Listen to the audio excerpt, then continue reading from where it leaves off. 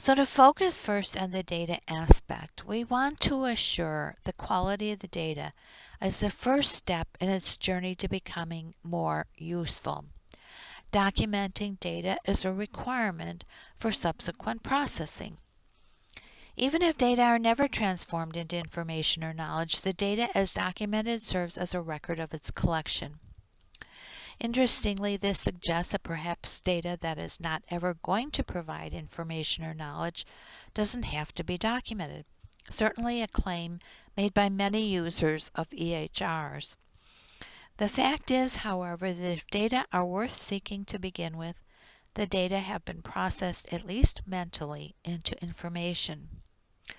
But of course, if data sought do not contribute any value whatsoever to the individual seeking the data, perhaps it should not have been sought to begin with. This actually should be at the crux of what goes into or does not go into an EHR.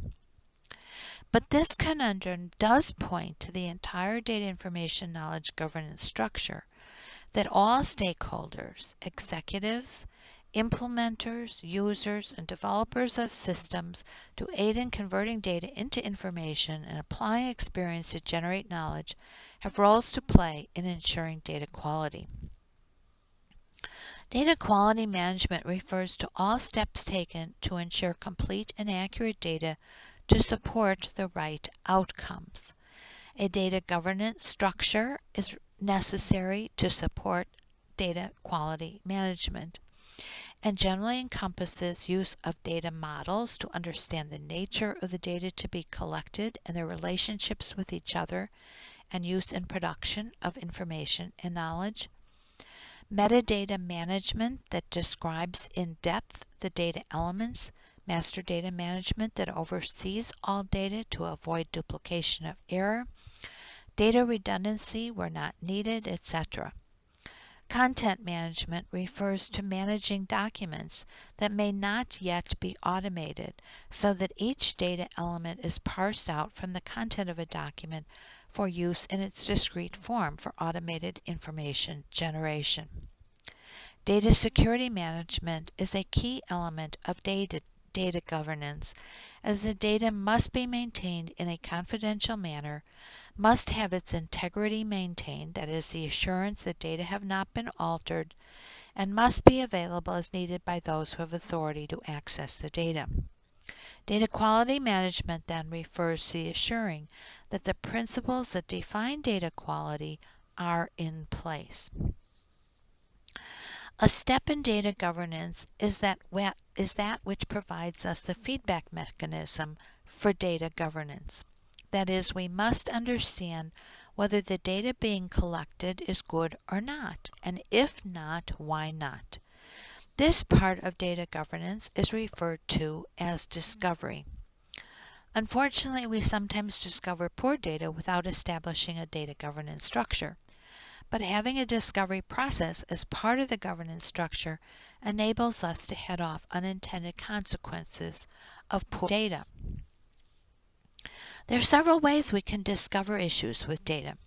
Perhaps the most used is receiving complaints about poor data. These can be in the form of a complaint, such as these data are not right. But more often, other forms of complaints can suggest there are issues with data quality that we should pursue further. These might be things like, why do we have to enter this data? Or it takes too long to enter all this data. Or I can't find the value for this field.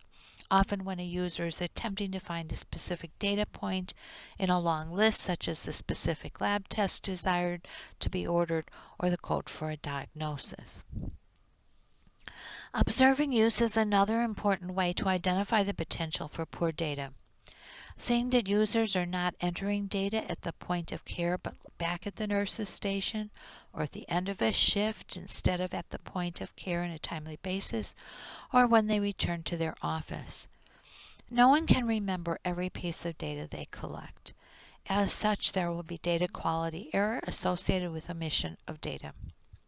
In attempting to recall data, there can be imprecision in documenting. We often find health professionals filtering data in ways that can be dangerous, such as in the example at the start of this lecture. this data can't be wrong. It's got to be the machine. Auditing is another way to discover the quality of data. Caution should be applied here because the accuracy of data depends on the translation of an observation, measurement, or even answer to a question to the documentation. If I see something red, for example, and document red, an auditor cannot come around later and say that what I saw was actually green. There's just no way of knowing. I'm the only one that saw something, and I'm the only one that can ensure its accuracy. But auditing can identify issues with data that could contribute to poor accuracy. Data entered in comment fields where there are structured choices is very common in EHRs because users sometimes don't want to take the time to find the correct field into which the data should go, or they want to embellish upon the choices given. There are many other examples of data issues one can audit for. Finally, evaluating the output can reveal data quality issues. If many alerts fire as a result of entering data into a certain field, it may be that the data entry itself is faulty. Quality measurement results that suddenly change significantly or are inconsistent with other evidence may suggest a data issue or a processing issue. Again, there are several other forms of output that can aid in discovering data issues. The key point here, however, is that we can take proactive steps to assure data quality, but we must also monitor the actual quality of the data in order to take corrective action and to be more proactive future. Whether being proactive or retrospective in identifying potential data quality issues, one key consideration in auditing is to look at the data entry screens. Irrespective of the system vendor, how widely deployed the vendor's system is, or how much care is taken to test the systems before they're implemented, there are very likely some issues that will arise, either in the data entry screens, data entry processing, or interpretation by users of the screens. In the paper-based world, a variety of mechanisms were used to evaluate the quality of documentation. Analysis on records were done to identify missing documents, missing signatures, and inconsistent documentation applicable to physician documentation.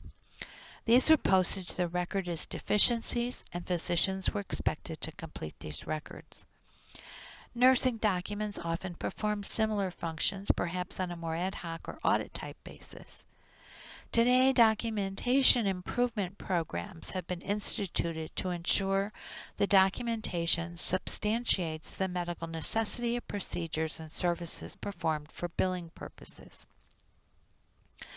In the EHR world, the system should be able to prompt for missing documentation elements. In some cases, these prompts may be in the form of mandatory fields where users are not able to move to the next screen or exit the system without their completion. In other cases, they may be required to be completed but can be flagged for completion at a later time. Other data entry may be optional. Setting up the conditionality for each data element is part of the data modeling and data dictionary maintenance process we talked about under data quality management. However, routinely auditing their use can identify actual errors. There are two here on this slide. On the top right of this slide, we have a section of a data entry screen that has checkboxes that allows a selection of any number of severity of symptom choices, so that someone could check both mild and severe, which obviously would make no sense.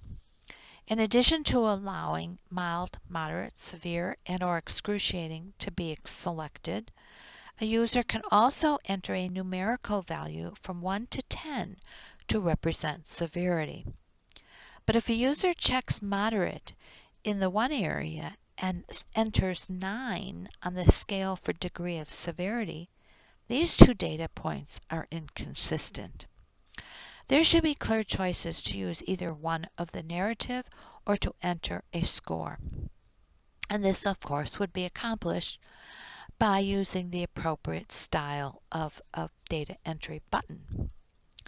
In the second example on this slide, radio buttons are available to select only one choice, which is good, with respect to change in severity. Stable, improving, worsening, or free text box are made available.